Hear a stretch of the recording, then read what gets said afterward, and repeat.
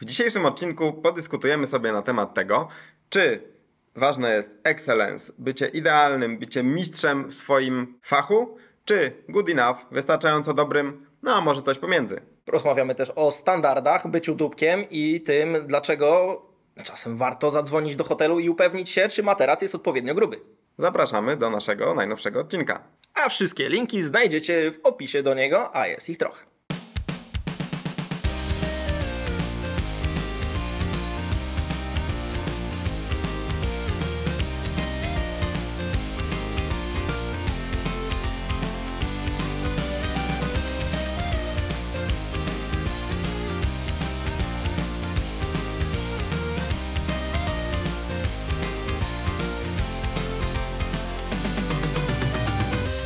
Cześć, witamy w Nerd Management. Tutaj Krzysztof Rakowski. I Paweł Rekowski. Dziś odcinek trochę bez przygotowania, ale bez przygotowania dlatego, że mamy temat, na który chcielibyśmy podyskutować. To jest, czy lepsze jest coś takiego, co po angielsku nazywa się excellence, czyli takie dążenie do mistrzostwa, do ideału, do tego, żeby robić swoje rzeczy świetnie, czy good enough, wystarczająco dobre, no taki, żeby po prostu działało, spełniało jakieś wymagania, jakieś założenia i już. I to jest ważna definicja tych pojęć, żebyśmy wiedzieli, o co chodzi. Jest coś takiego jak perfekcjonizm i tu raczej nie chodzi o perfekcjonizm, czyli takie obsesyjne dążenie do tego, żeby wszystko było idealnie, tylko bardziej właśnie takie mistrzostwo, czyli robienie czegoś idealnie z sensem. Natomiast good enough, no to jest po prostu, żeby coś było zrealizowane i już. Spełniając oczywiście jakieś założenia. Taka porównanie, które mi przychodzi do głowy, to chociażby coś takiego Apple versus Google. Czyli w przypadku Apple mamy takie właśnie pieszczenie tych produktów. Teraz może trochę mniej, ale za czasów Steve'a Jobsa, że tam nawet komponenty wewnętrzne musiały być idealne, że każdy element interfejsu jest przemyślany i przeanalizowany. I Google, który rzuca w nas te produkty, które są w fazie beta, mają beznadziejną dokumentację, czasami nie działają, czasem interfejsy są jakieś sprzed 3 generacji, tylko inaczej oskórkowane. No ale działa, spełnia swoje zadania, ludzie zarabiają na tym pieniądze. Czyli dyskusja na temat excellence versus good enough. I jak każda taka dyskusja na zasadzie czy to, moglibyśmy skwitować to na zasadzie to zależy, jak każdy dobry konsultant i moglibyśmy na tym skończyć. Ale to, co jest istotne, to moim zdaniem już na początku możemy się poszarpać i pokusić trochę, bo to nie jest tak czy tak, tylko moim zdaniem to jest i tak, zależy kiedy. Bo często jest sytuacja taka, że chcemy rzeczy pieścić zdecydowanie za szybko. Robimy coś, mamy jakiś projekt, budujemy zespół, chcemy tutaj dopieszczać procesy, procedury, wszystko robić tak, żeby było cud, miód, malina.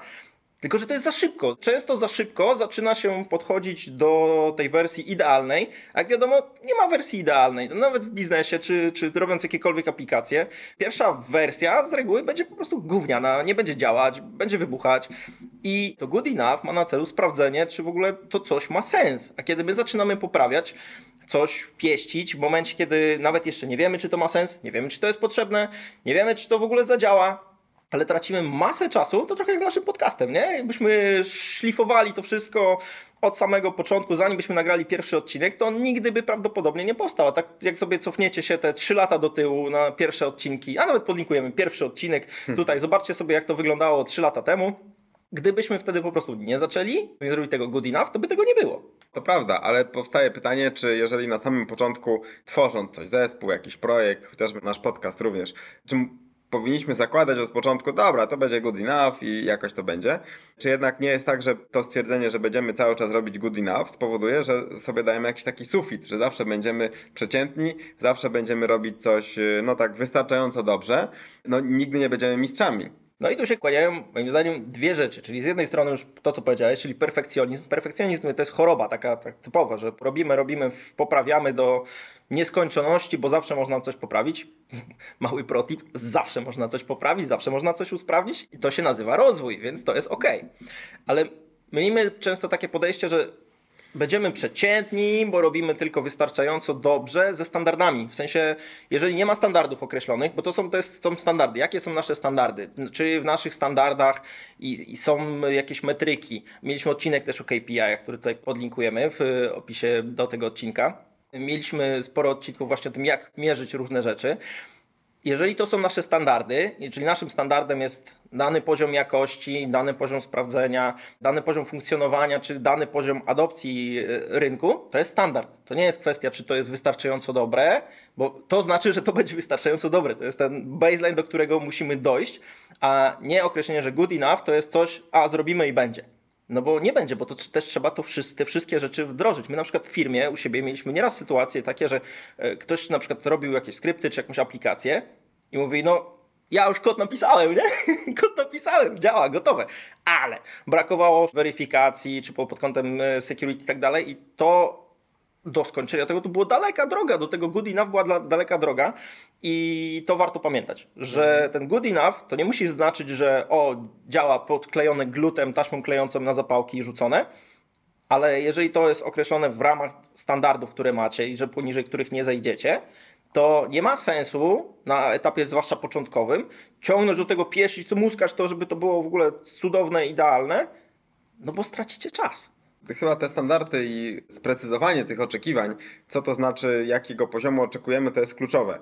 Bo zdarzają się takie sytuacje i chyba dużo nieporozumień z tego wynika, że mamy różne oczekiwania. I ja na przykład zwróciłem na to uwagę, że lubię, jeżeli przygotowujemy jakieś materiały, takie, które są gdzieś napisane, czy to w firmie, czy u nas w Nerd Management, czy w jakimkolwiek innym kontekście, to lubię, jak to ładnie wygląda, nie ma żadnych błędów i no jest takie świetnie zredagowane. Ale niektórzy nie zwracają na to uwagi, zarówno przygotowując to, czytając. No jeżeli ja nie powiem, że to musi mieć określone, spełniać jakieś kryteria, to też nie ma za bardzo mam tę możliwość oczekiwania tego od innych, bo nie wszyscy te standardy nie są dla nich takie intuicyjne. Czy chociażby inaczej podejdziemy do aplikacji, którą przygotowujemy, jakiś system, który wiemy, że przez najbliższe 5-10 lat będzie ciągnął nasz biznes, a inaczej do landing page'a czy jakiegoś mechanizmu do kampanii reklamowej, która trwa 2 miesiące i potem to idzie do kosza. I to nie znaczy, że oczywiście, że to coś dla tej kampanii musi być na gumę do rzucia i trytytki, a ten duży system musi być idealny, tylko musimy sobie zdefiniować oczekiwania, że na przykład ten duży system musi mieć możliwość przechowywania dziesiątek gigabajtów czy setek gigabajtów danych klientów na przestrzeni wielu lat, bo są jakieś przepisy, a na przykład ten system do krótkiej kampanii może te dane przechowywać zupełnie w inny, nieoptymalny sposób, bo po 2 miesiącach te dane i tak idą do kosza. Więc to jest na pewno bardzo ważne, co mówisz, czyli żeby zdefiniować sobie te standardy, żebyśmy wiedzieli, co to jest good enough, czy to excellence, do którego dążymy. No i ty zobacz, to jest jeszcze to przekleństwo założeń, bo zakładając, jeżeli wy założycie, że wszyscy ludzie, z którymi pracujecie, bądź wasi dostawcy, czy ludzie, którzy wykonują dla was pracę, siedzą wam w głowie i jakby mają ten sam poziom poczucia właśnie estetyczności, spełnienia, zrobienia czegoś, czy właśnie te suwaki, gdzie jest excellence, a gdzie jest to good enough, są zupełnie różne, no to trzeba ustalić. Najlepiej spisać na samym początku, kiedy bierzecie się za coś, spisać sobie, co to znaczy, że coś jest zrobione, czyli tutaj kłaniają się w tematyce na przykład agile'owej. Definition of done, definition of ready. Co to znaczy, że coś jest gotowe do rozpoczęcia pracy, co to znaczy, że coś jest zakończone, czy to znaczy, że naklepaliście kod, czy to znaczy, że to już jest na produkcji sprawdzone, przetestowane, potwierdzone przez biznes, zaakceptowane i wszyscy są zadowoleni, szczęśliwi i dają łapki w górę. To jest bardzo istotne, żeby to określić, bo tu się różnimy. Ile razy już mieliśmy takie podejście, że kurczę, nie? Czy ja coś zrobiłem, czy ty coś zrobiłeś? I na przykład dla niektórych to było dużo na przykład powyżej oczekiwań, bo kurde, jak tak można robić? A teraz to jest normalne, to jest nasz standard. I ta dysproporcja między ludźmi jest bardzo istotna, żeby ją uchwycić, złapać, spisać to wszystko od początku. O co nam chodzi, jakie mamy oczekiwania, co to znaczy good enough, co to znaczy, że to będzie super. Można to spisać sobie też w tej formie. Dobra, to są rzeczy, które muszą być, a to są rzeczy, które są nice to have. Jak to będzie super. I ułożenie tych priorytetów, ułożenie sobie tych koszyków, że dobra, to musi być i to jest tak zwany też MVP, Minimum Viable Product, jeżeli mówimy o aplikacjach czy jakichś tego typu rzeczach, to po prostu pomaga, ułatwia życie, a przede wszystkim nie będziecie czuli takiego zawodu, że prosiliście kogoś, żeby coś zrobił, mieliście jakieś oczekiwania w głowie, on to zrobił i okazało się, że to jest dużo poniżej waszych oczekiwań. Jak będzie w drugą stronę, to super. Ale w drugą stronę bardzo łatwo tego stresu sobie zaoszczędzić. No właśnie, to też jest takie, że jeżeli tych oczekiwań nie wyrazimy, To często jest tak, że nikt nie będzie ich widział, nikt nie będzie ich doceniał, nikt nie będzie uważał ich za ważne i wtedy my też możemy zacząć kwestionować, czy to, co uważamy za ważne, to jest naprawdę ważne, skoro jesteśmy jedyną osobą w okolicy, dla której to jest ważne. Z jednej strony warto się zastanowić, czy to faktycznie jest coś takiego, co jest ważne, istotne, co pcha nas do przodu, ale z drugiej strony właśnie ekspresja tego, porozmawianie z innymi, zderzenie tego z innymi, słuchajcie, jeżeli tego typu projekt mamy, czy zwracanie uwagi na pewne zagadnienia jest istotne, czy nie? Przeanalizujmy, podyskutujmy. Zobaczmy, jak to się odbija na naszych klientach. Czy warto, chociażby w przypadku naszym Nerd Management, czy warto by inwestować dużo czasu albo wydawać dużo pieniędzy, żeby w transkryptach naszych odcinków każdą literówkę poprawiać? Żeby było idealnie wszystko. Na razie wydaje nam się, że nie, ale może będzie okres, że warto będzie to przeredagowywać. Więc to trzeba zawsze oszacować koszty versus to, co zyskamy, i też punkty w czasie, bo to oczywiście się zmienia. W tym wszystkim ważna jest kolejność, żeby podchodzić do tego etapami, po kolei. Często kiedy wyjdziemy od tej strony, że dobra, nasz standard jest tu i tutaj musimy wylądować na początku, prawdopodobnie znajdzie się na rynku ktoś, kogo standard jest niżej, wystartuje dużo szybciej i to jest dobry przykład do tego, że po pierwsze super mieć zespół, dlatego jesteśmy w Nerd Management, żeby zarządzać tymi zespołami i budować też zespoły, z którymi można właśnie te idee zderzać, rozmawiać, konfrontować i dobrze budować zespoły w taki sposób, żeby każdy miał inne spojrzenie, inną perspektywę i był w stanie wnieść coś w tą dyskusję. Nie bądźcie najmądrzejsi w tej układance, bo w tym momencie to będzie duży problem.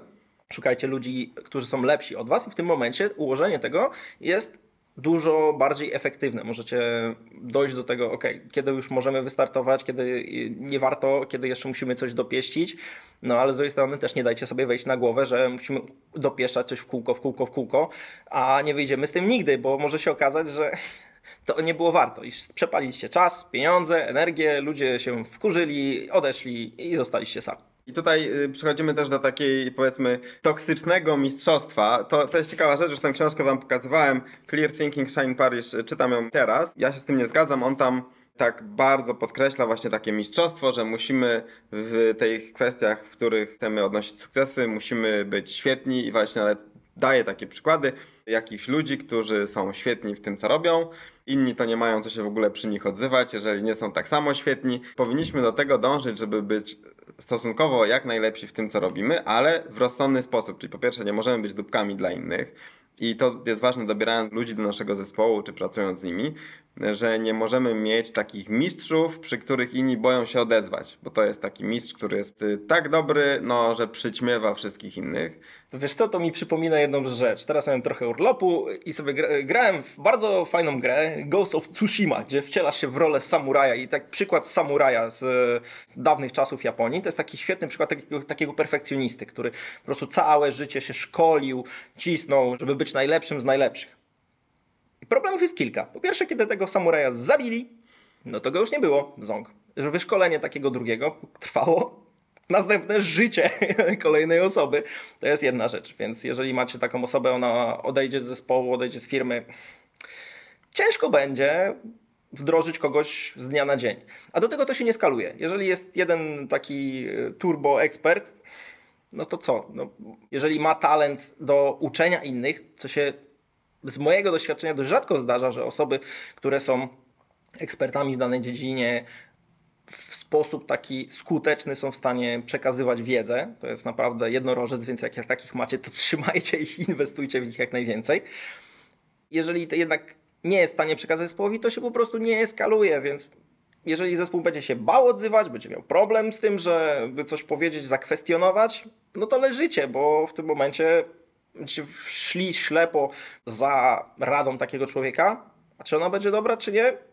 Bywa z tym różnie. A teraz odwróćmy to trochę i postawmy się po stronie klienta.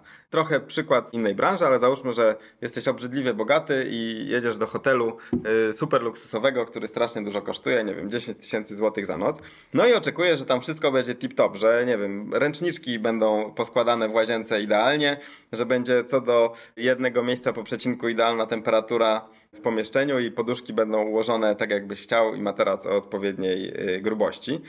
I czasem jest tak, że klient wymaga tej takiej topowej jakości, samych tych najlepszych ludzi, świetnych wyników, specjalistów na najwyższym poziomie światowej klasy, jest w stanie za to dużo zapłacić. No i jak wtedy odpowiedzieć na takie oczekiwania z zespołem, który jest good enough?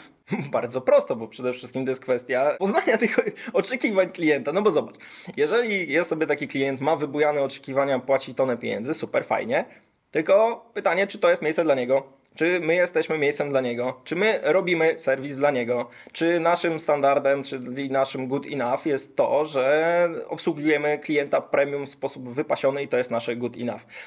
Jeżeli jesteś klientem, no to warto się dowiedzieć, bo teraz są klienci, którzy płacą kupę kasy za rzeczy, które myślą, że będą fajne, ale wcale nie będą jakieś showowe i tak dalej. Co ciekawe, klient, który płaci więcej, ma mniej pretensji, mniej oczekiwań, bo wie, jak świat działa, wie, jak to wszystko funkcjonuje i często go wręcz mało obchodzi. Często klient, który ma bardzo dużo pieniędzy, prędzej zapłaci za to, żeby go przeorali w lesie na przykład, żeby właśnie zejść niżej z oczekiwaniami, dostać po prostu w ryj,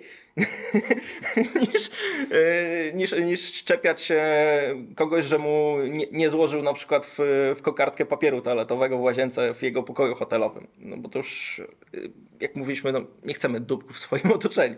Więc to jest kwestia dobrania. Klient oczekujący super jakości, no nie przyjdzie do zespołu, czy do firmy, która nie jest w stanie tego dowieść, nie dowiodła tego, że jest w stanie dowieść, bo po prostu on ceni swój czas, swoje pieniądze, mimo wszystko, nawet jak ma ich pierdyliard, no to i ma ich więcej, tym bardziej będzie je cenił i liczył, no bo dzięki temu je ma. No, nie oszukujmy się.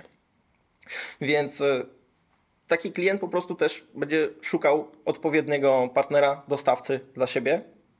I znowu wracamy do tego spisywania tych oczekiwań, czyli określenia. Jeżeli on faktycznie chce mieć materac, który ma 23,5 cm grubości z takiej gąbki, zasłony takie, siakie i tak dalej, no to niech to powie, co on chce, czego oczekuje i wtedy może się okazać, że dane miejsce nie jest dla niego, mimo że wpytę kosztuje. Może się okazać, że tańsze miejsce będzie dla niego, bo będzie dużo lepsze i będzie spełniał to wymogi. To jest niestety ciągłe szukanie, bo nie ma tak, że jest jakiś idealny dostawca czy idealny hotel, to się tyczy wszystkiego, który spełni wasze oczekiwania w 100%, a nawet w 120% i jeszcze je przebije.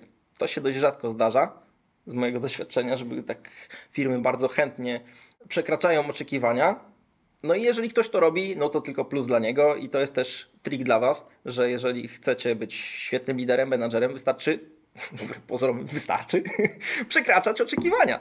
To fakt. Tak moim zdaniem takie podsumowanie z tego jest takie, że bardzo ważne jest to, żeby definiować te oczekiwania i definiować standardy. Wracając do przykładu hotelu, no tak, w luksusowym hotelu to jest rozsądne oczekiwać, że wszystko będzie na najwyższym poziomie i wszystko będzie idealnie, ale już nie w motelu przy autostradzie, gdzie oczekiwaniem jest, że się wyśpimy i dostaniemy jakieś w miarę sensowne śniadanie. Oczywiście za wszystko płacimy w odpowiedni sposób. I też z drugiej strony, jako menedżer tego motelu czy hotelu, nie byłoby rozsądne, żeby oczekiwać od naszych pracowników standardów, które nie pasują do tego miejsca. Czyli definiowanie standardów, definiowanie oczekiwań, komunikowanie tego, ale z drugiej strony to, co Paweł powiedziałeś, czyli czasem przekraczanie tych standardów i przekraczanie tych oczekiwań tam, gdzie jest możliwe, żeby szlifować to, co dostarczamy, żeby szukać tego excellence, takiego, no, można powiedzieć, ideału, jako takiego czynnika do rozwoju. I w tym wszystkim uważajcie na takie życzeniowe myślenie, że inni będą robić tak, jak wy chcecie. Nie siedzą w waszej głowie, nie czytają w waszych myślach, więc jeżeli czegoś naprawdę chcecie, oczekujecie, potrzebujecie, to napiszcie na piśmie, przekażcie mailem, na kartce, jakkolwiek, żeby to było spisane, żebyście mieli te warunki, na które wy się umawiacie.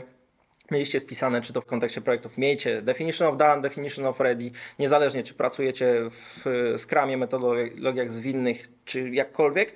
Istotne jest to, żeby każdy w zespole to rozumiał tak samo i żeby wasi klienci rozumieli to też tak samo jak wy, bo ten konflikt oczekiwań przyniesie tylko niepotrzebne wkurzenie, straty, a można to zrobić łatwo, naprawdę w prosty sposób. No i też w kontekście oczekiwań w stosunku do naszych ludzi. Jednym z takich narzędzi, o których warto wspomnieć do właśnie dobijania do tych oczekiwań, czy spełniania tych oczekiwań, są learning plany. Mamy o tym odcinek do którego Wam podlinkujemy, gdzie właśnie bardzo jasno definiujemy, jakie są oczekiwania, gdzie jesteś, jak zrobić, żebyś doszedł czy doszła do tego punktu. I to jest istotne właśnie z punktu widzenia zarządzania zespołami. Dokładnie, to tyle na dzisiaj, także jeżeli Was jeszcze nie ma, zapisujcie się do newslettera na stronie nerd.management/newsletter. Kolejny odcinek jak zawsze we wtorek za 2 tygodnie o 8:00. Trzymajcie się. Cześć!